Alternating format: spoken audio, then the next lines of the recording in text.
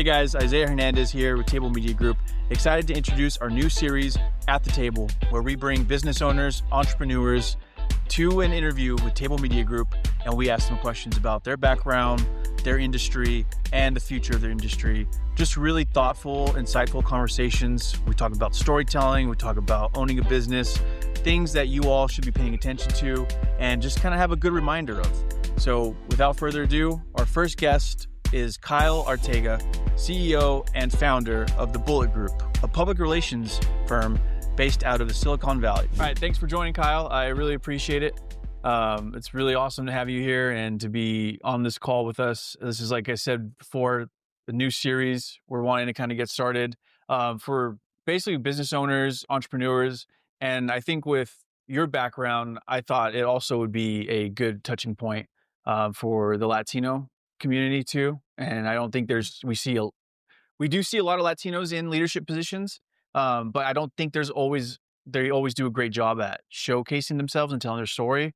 And I do think with your presence on LinkedIn and what your company's done, you've always done really good job about being vocal out there and giving great content that's relevant and not just echoing kind of like what other people are saying. You always have your own unique take on things, especially when it partakes to your industry. So that was very valuable. And I thought for sure when we were going to kick off this new series that you would be great to have first, because we already have a relationship between each other and, we already have that familiarity. So I thought, it would be great to have you on here. So thanks again for joining. Great. Well, thanks for having me on. So Kyle, you are the founder and CEO of the Bulleit Group, correct? That's correct.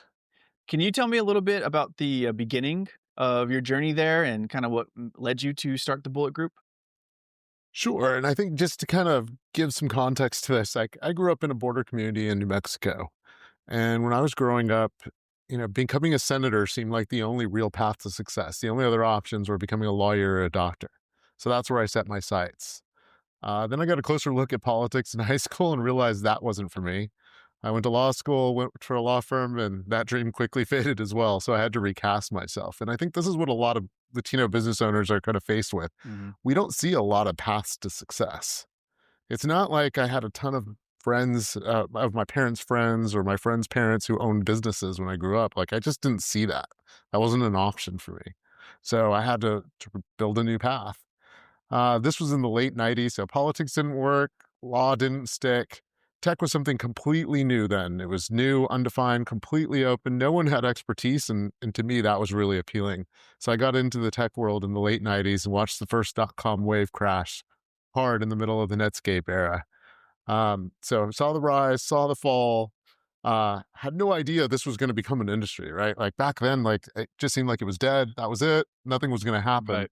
So I went to go work at Reuters in New York and London because I figured, okay, if this new thing isn't going to work, maybe this old thing, global markets, is going to work. And, as a kid from a border community, it was exciting to work in New York and London and kind of see, talk about African markets and Asian markets, like stuff I just had no idea. Wall Street was totally new to me.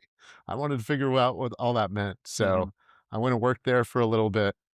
But eventually I got told I was too American. I got too ADD, I suppose, and I returned to Silicon Valley. But when I came back, I was expecting after being gone for 5 years that things had changed, right? Like, okay, like this industry 5 years later was more grown up, but it really wasn't at all. Companies had barely started going public. Salesforce had just gone public and they completely botched their IPO. Yeah. People had no idea what crisis was or policy communications or regulatory communications. And these are all the things I dealt with a lot when I worked at Reuters. And so I thought, okay, so that's where the gap is. And that's where I'm going to start it. I wouldn't say I ever said I was going to start my own company. I actually didn't. Like it was never even a thought in my head. It was more like, look, I don't know if I can work for other people anymore. There's a gap and I want to fill it. Right. No, that's really well said. And I think that's something that is obviously seen in your guys' work and your guys' voice and brand. When you made that transition and when you came back into this, was there like, when you guys started rolling with the Bulleit Group, was there a moment where you realized like, hey, this is not a good idea. It's actually a great idea. It's going to work. Like, where is that ever that epiphany? I would say the first time that hit, but just to be completely clear, when you're a business owner, that happens to you almost every day, Yeah. and the exact opposite happens to you every day as well. Like, every day you tell yourself, like, "This is gonna work, this is gonna be awesome," and then 1 minute later, you're like, "Oh my gosh, everything's impossible, everything's too hard," and it could be, like, in the same split second. So just be prepared for the roller coaster ride that it is, but, some of us are adrenaline junkies, and so that works. But I guess for us, what really told me it was gonna work is a month in, I just started the firm, it was just me and my co-founder, we got a call from Google. Google had this new division called Google Enterprise. Now it's called Google Cloud, Mhm. and they needed help doing customer case studies and some comms work. We were just two people. We had no office. We had no desk. We'd just gotten a logo. Like we really were in way over our skis, and they offered us the job. And to be honest, like we, for all intents and purposes, probably should have said no, right? Like it was a huge account. We couldn't staff it. We didn't know Yeah. what we were going to do. But we said yes. We figured out how to make it work. We worked some late nights. We hired a couple of people, and off we were going. And this vast growing division of Google just kept growing and growing. And I mean, within a year of that, we were working with 10 different divisions of Google. So that really set us off into the perimeter. It That's needed amazing. credentialing, right? Like we might have the greatest idea until a brand name backed us. No one was going to listen. Right. Yeah. The credibility on that is just such a huge lift for your guys' business. I mean, to have a big brand like Google to be able to hire you guys and be able to use their name for your resume, your portfolio is just such a win. And I imagine this was what in the when was did that product go out, like late 2000s? This was 2012, so this was 2012. the Yeah. Okay. very early years, but I mean, just to set context, at this point in time, Google was just rolling Google Enterprise out, Yeah. and I remember journalists were saying, like, "Why on earth would I trust Google? Like, why would I trust Google with my security? Why wouldn't I trust, the competitors at the time were Lotus Notes and IBM, like, Yep. IBM has got this on lock, right?" Well, clearly they were wrong, right? So you gotta take all of that into context. I always have been attracted by the idea of something new and bold, and hey, maybe it doesn't work, but that's okay. So from going from, your guys' founding, there's two of you, you get Google as a client. I'm sure with that success and that credibility, more people start probably knocking on your door saying, "Hey, we need help here, we need help there." And then you guys are like, "Okay, well, us two can't be the only ones here, so we gotta grow." And so, like the Bullet Group website says, your team includes politicos, teachers, scientists. What's the magic in assembling people from such different backgrounds to tell these stories?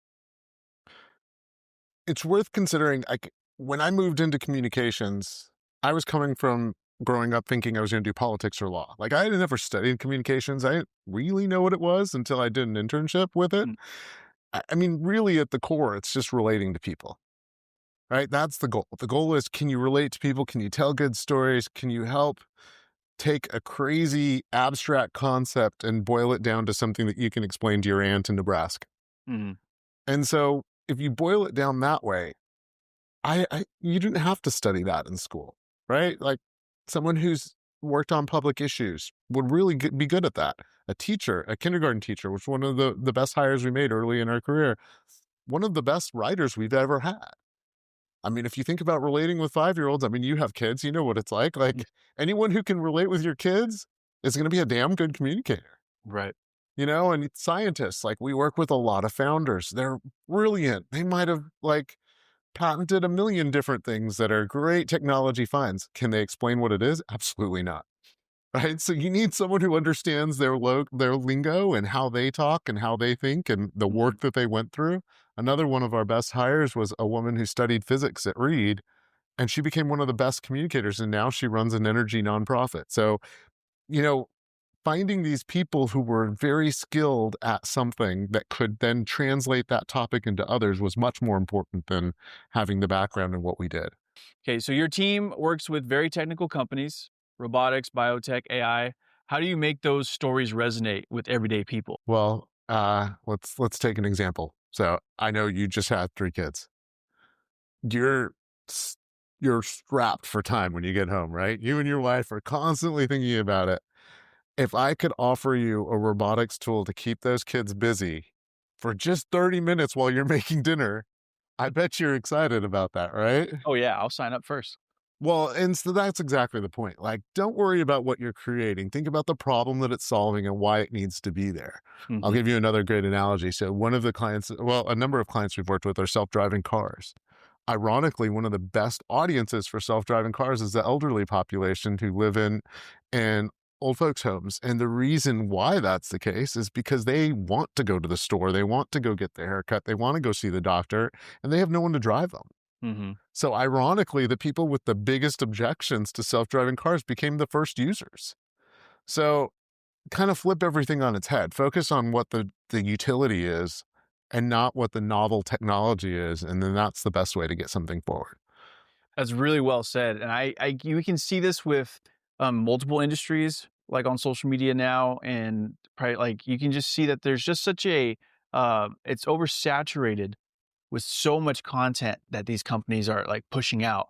And there's really great ones who are really good at making sure they get that point across and that they're getting the problem solved in their messaging. But I feel like there's just so much fluff out there. And I think, and we'll touch on this later, but it was like how you said, like we were chasing virality and now that's shifted as more to storytelling and connecting with the people and people like people work with people they want to buy from other people, not be sold to, not just buy from a company, but actually from the person behind there or the people behind there working on that.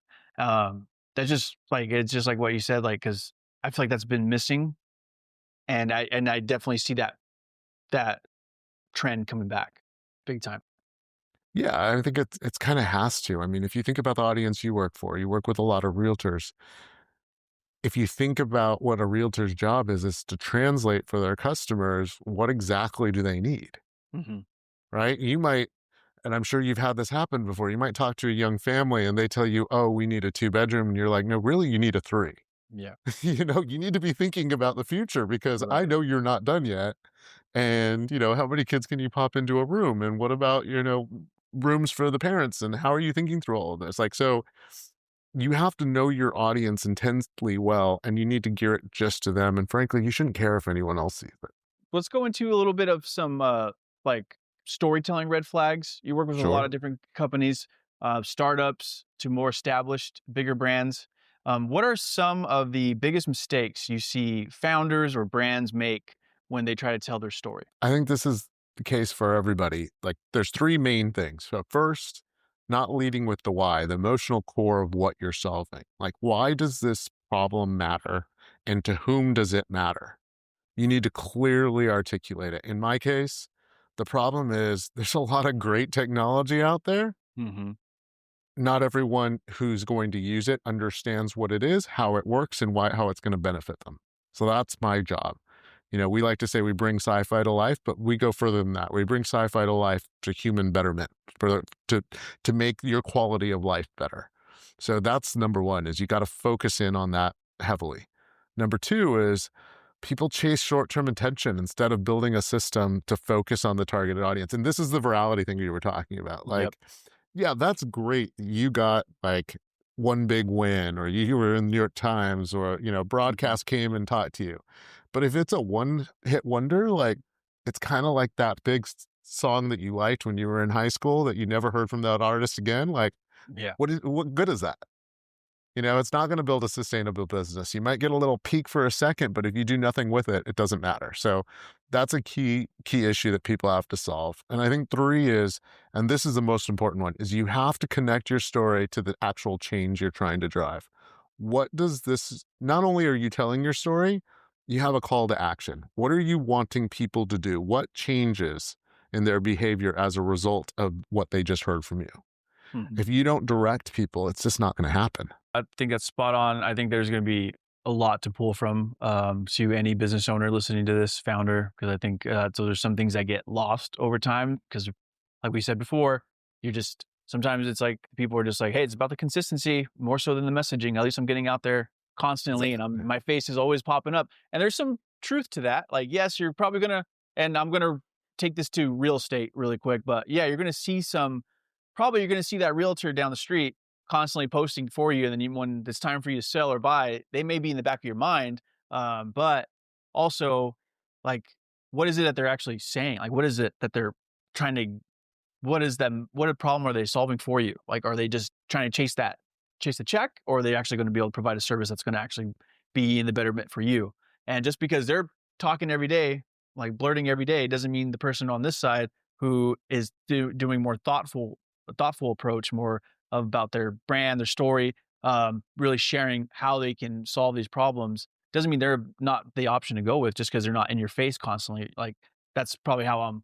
I don't know if that was a good analogy for that, but I was kind of like what I'm thinking. You know what I mean? Yeah, no, I mean, look, I grew up in a real estate family. My mom was a real estate agent. I fully understand the model, how you've got to build it out. Yeah. And what she did, what she taught me really effectively was she farmed a couple neighborhoods, Yep. most notably the neighborhood that we lived in. And she sent a monthly newsletter. And, it gave them the stats, like what's Right. going on in here. And so it wasn't just that they knew her name. That wasn't good enough. It's they had to know her name against that neighborhood and that she was the expert in that space. There's realtors who were really good at duplexes. There's realtors who are really good at developers. There's realtors who are really good at land and evaluating land. There's some that are great for single family homes. Like just knowing what you don't need to know just Isaiah. You need to know what Isaiah specializes in Yes. and why he specializes in that before you make a buying decision. So Well said. that's what I would challenge people, especially your audience, to focus on is not just your name. What is your name aligned to? That's way more important than just your name. Yeah, you really hit the nail on the head there. Let's talk about some AI, what you spot, what you can see out there.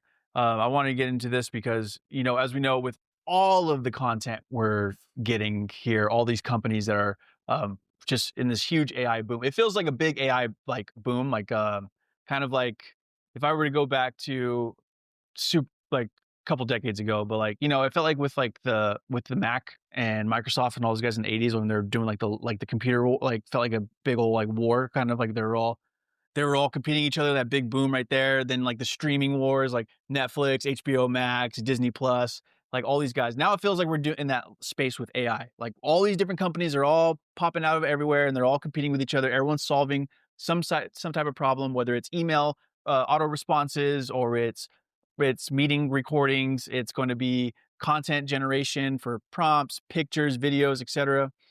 What I want to kind of talk about here, though, is when you are on LinkedIn, you're on Facebook, Instagram, all the various social medias, can you typically spot AI generated content right away? Are there any red flags when you like see that stick out where you're like, oh, that's AI? I mean, there definitely are, right? Like the latest one is obviously the M dash, Yeah. which is unfortunate because I love the M dash. I use the M dash way before all of this happened. Same with semicolons. I'm a Yes. big fan of those types of punctuation. And Yes. now I find myself having to edit myself, even if I don't use AI, because I don't want to use those. But in reality, like, I guess I take a different viewpoint on this. Do I really care? Do I care whether that's AI generated or not? I think there's a room for AI generation for every person or company at some point in time. Hmm. And so you just got to really think about it. What I care much more about is, did it stand out? Is it something is it something that I care about? Um, as humans, we skim all day long, right? Like Right. that's just what we do. We're not actually even reading full articles. We're just reading headlines and snippets and things like that. So, sometimes AI is incredibly helpful. If I'm looking for a new electric toothbrush, do I care if it's AI written? Yeah. I really don't. Like, in fact, I kind of prefer it. Amazon does a great job of synopsizing all the comments with AI. Like, I actually like AI writing there. It makes Hmm. sense. Hmm. If I want to know about the new stablecoin legislation that's in front of Congress, I want an actual author. I want a person's name behind it. I want to know that they have skin in the game, that they worked on Wall Street, that they understand the political landscape, that they actually know what they're talking about. Because if I'm going to represent that to someone else, I want to make sure they've done their research. So I think the British have this great term, horses for courses. And that's the way I look at AI generation. Like, we should all be using it in some form. Yes. Let's also acknowledge it, but also understand that it has its place and its time. Well said. Well said. Yeah, it is unfortunate. The M dashes had they had a great run, right? Now They it's did. And I mean, I hope we can bring them back. But I mean, yeah. geez, ChatGPT, if you're listening, not in every sentence. Yes, 100%. Now let's get into more on the AI topic. Let's go back to the Bullet Group. So Sure. when your team And even for your clients, when you guys guide them, when you guide them to use AI tools, how do you do that without them losing their voice or authenticity? It's a multi-stage process, but I'd say step one is you have to put rules of engagement, right? Think about it like, I don't know, you're going to enter a new country. You have to understand the new rules. Mhm.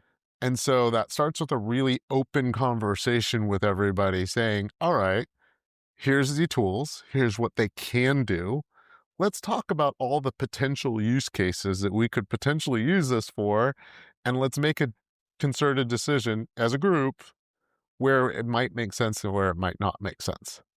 So that was at least where we started. We started with a policy several years ago, and we actually open sourced it. We threw it on Creative Commons. Anyone can use this, where we just kind of say, here's all the different ways where we use it. Here's where we don't use it. Here's what we thought about. Here's the strategy behind it. And here's how this all works. That gave people permission to play. Mhm. That was step one. Step two was we had to train people on it. So we spent a couple days, and we spend a day every couple quarters, where we just play with AI. Yeah. Let's do this in ChatGPT. Let's do this in Claude. Let's do this in Gemini. Let's play with meeting notes and see what we can do with them. Let's go and research earnings reports and see what that tells us. So we have a set time frame for people to play and tell us what they found. So those are the first things that we need to do. But I mean, the main thing is you just have to realize that it's a supplement. It's not the end goal. You can use it to get started because the Mhm. blank page is the scariest thing you could ever face. Right. But that last 30% in the polish is where you put your own personality to it. That's where it becomes Kyle or Isaiah or Yes. your target audience. That's where the magic happens.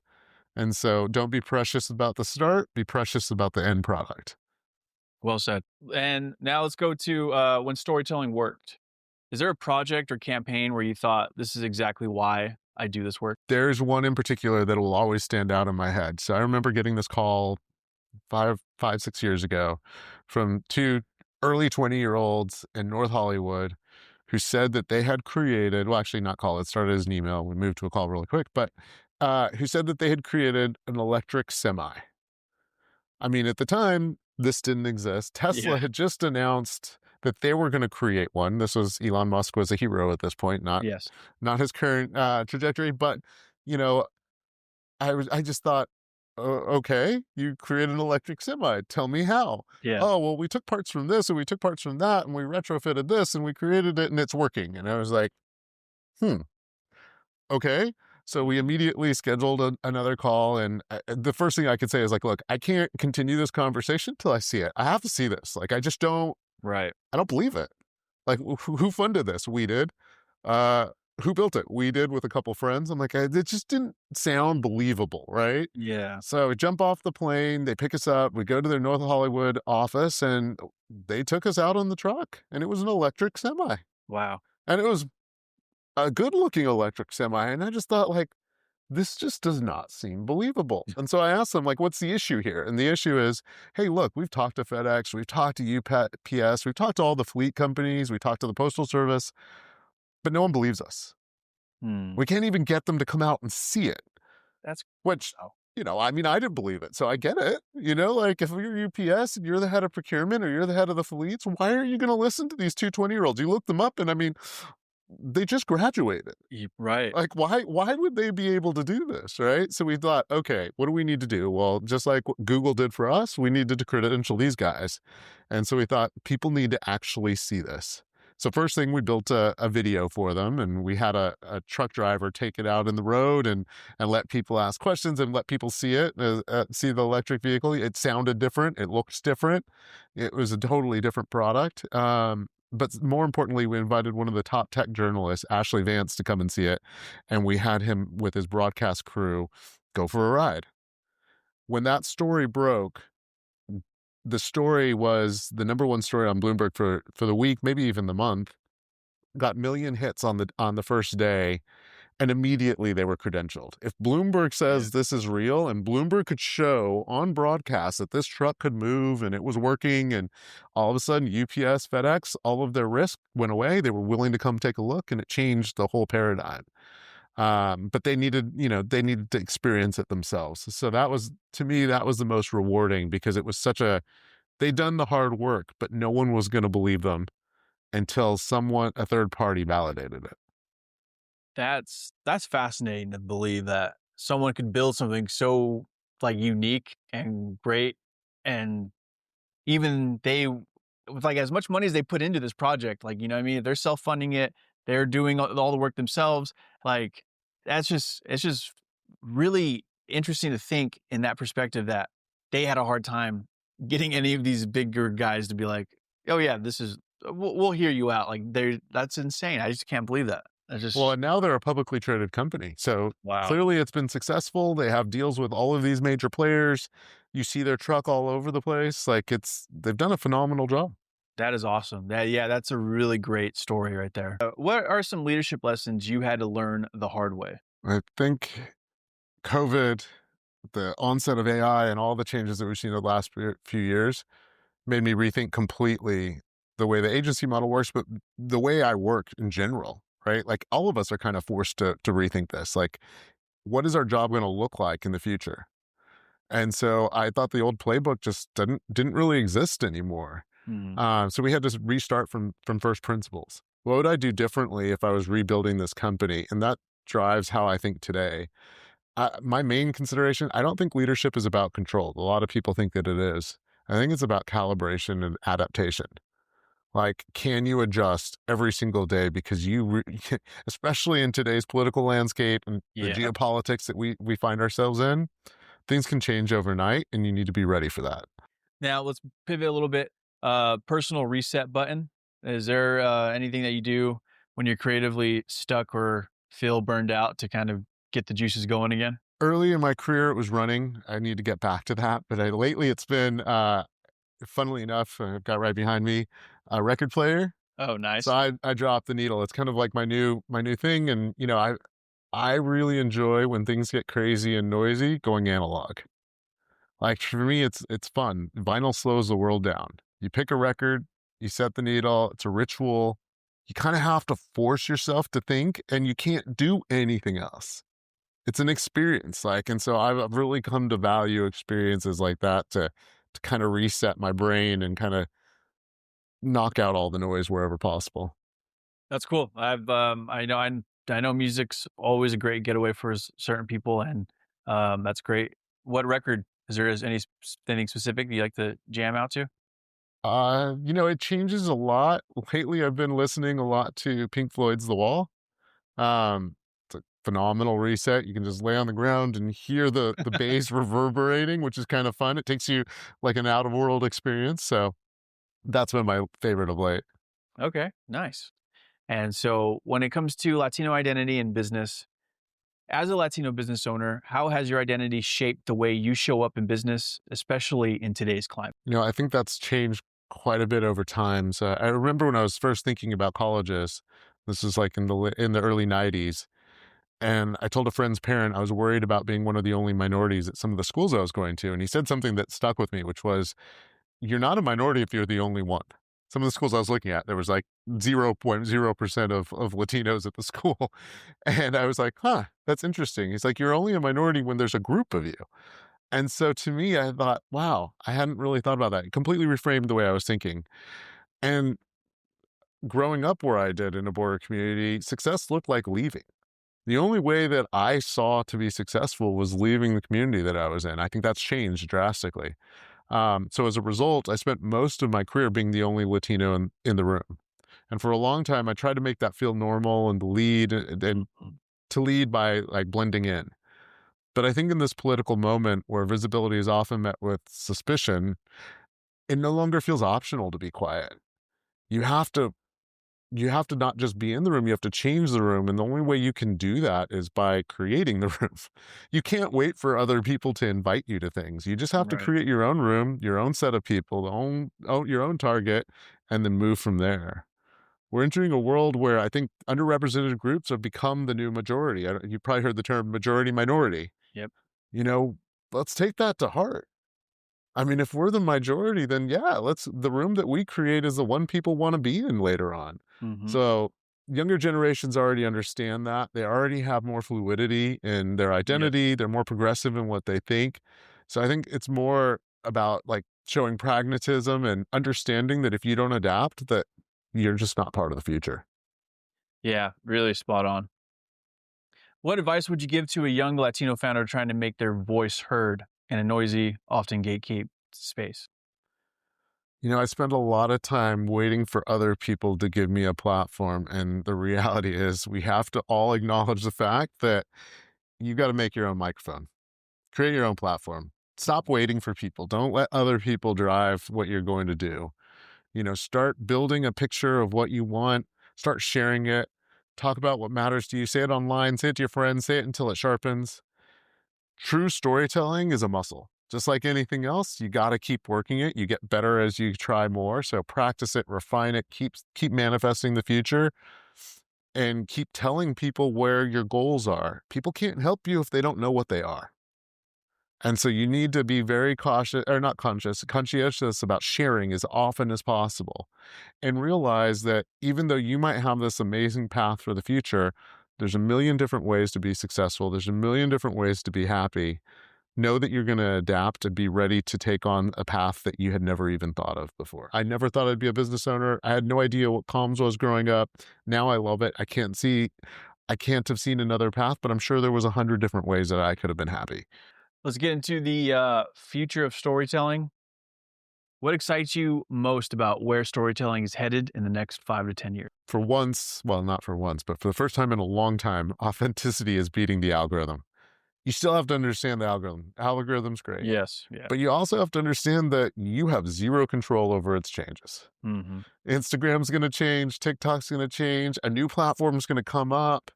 ChatGPT's interest and prominence over the past few years has completely changed the way that we search for things. You don't have control over all of that.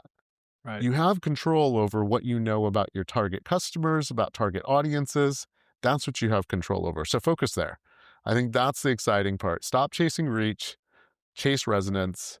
Real voices matter, niche audiences matter, smaller circles, bigger impact, and do it on a repeated path. Yeah, I loved what you said right there. Chasing the reach is, like we mentioned earlier, just so oversaturated with that. So much of that. And you can look at TikTok for partially to blame, I would say, with how their algorithm works and how it just accelerates people so quickly. And everyone's like, we can do that. Like, we can do the exact same thing as those people are doing. They got big off of it. Now let's do that. Let's do that too. And so everyone's pumping out just all of this content. And, they're probably, and then like you said, they don't have control over the algorithm. So they're like, hey, what the heck? I did the exact same thing that person did. It didn't get me anywhere. You know what I mean? So yeah. Well, and if you're looking for long-term impact, you got to think about how you buy. As you were buying products for your babies, it wasn't just one place that you went. You didn't just go to Wirecutter and get a review. You also asked friends and you asked family and you read articles and, you read the newspaper and there was just a million different things. You went to the store and you saw a display. You've got to think that there's not just one way to go after an audience. You have to think of it holistically. And when you start looking at niche audiences, sometimes that very specific, ad in a yoga studio is better than a TikTok post. Mm-hmm. Or sometimes just that whisper from a friend is actually better than, a million Facebook ads. Yes. But the best is the Facebook ads, the TikTok post, and the whisper from the friend, and the ad in yoga studio, and just measure, rinse, repeat, and adjust as you go. One last truth. What's one truth you've learned as a founder that still surprises you? Live with tension. Understand, this has been the hardest part for me. People who are very aspirational, people who want to do a lot of things in the world, you hit those milestones and you feel like it's never enough, right? You just want more and you want to do this and you want to do that. So understand that you can be successful, you can have high aspirations, but you can also be grateful every day. That's okay. Understand that you can be one of the best in your industry and at the same time still have a ton to learn. a ridiculous amount to learn. So I don't care how many hours you've spent. It adapts every single day. Mhm. So you're never going to be good enough. So just that discomfort, it's not failure, it's motion. That's a signal that you're in it. And I really challenge people to feel comfortable in that tension. That's a good thing. That means you're growing.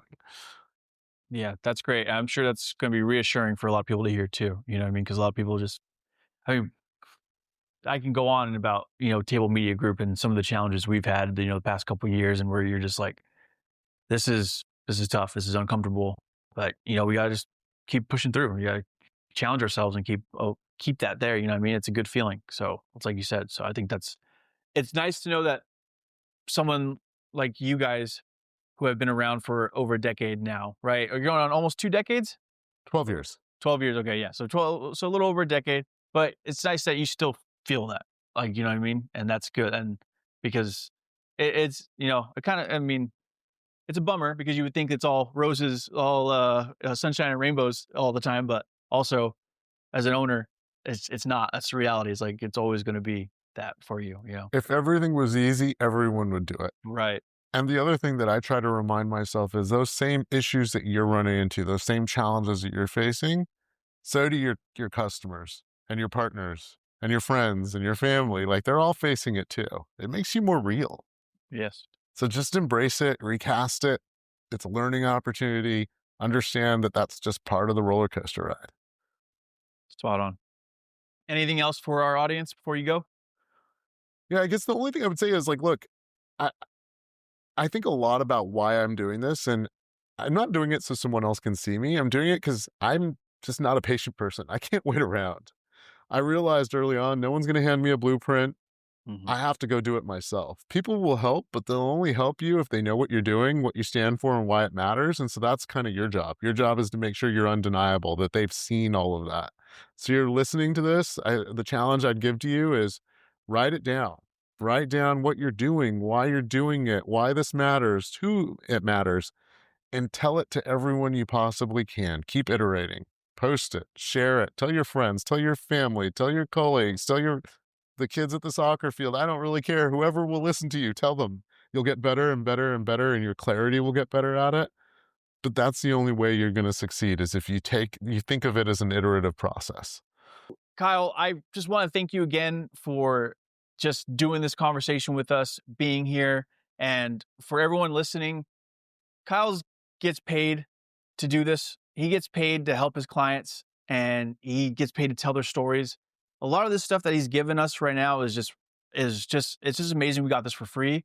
If you're listening to this, because you're not going to be able to I wouldn't say you're not going to be able to always be able to call him up and be able to pick his brain. You know what I mean? So this is like a really great opportunity for you all who are listening to this to learn how to use this for your brand, for your company, whether you're just starting out, already established. I think these are always things that are going to be relevant for us to keep and to run with our business. And so, Kyle, I just can't thank you enough for doing this. Thanks a lot, Isaiah, and good luck to all of the business owners out there. Best advice I can give you is, if you don't like the conversation that you're in, change it. If you're not in the right conversations, create it. You own your destiny. Go make it happen. That's right. That's right. Thanks, Kyle. Thanks a lot, Isaiah.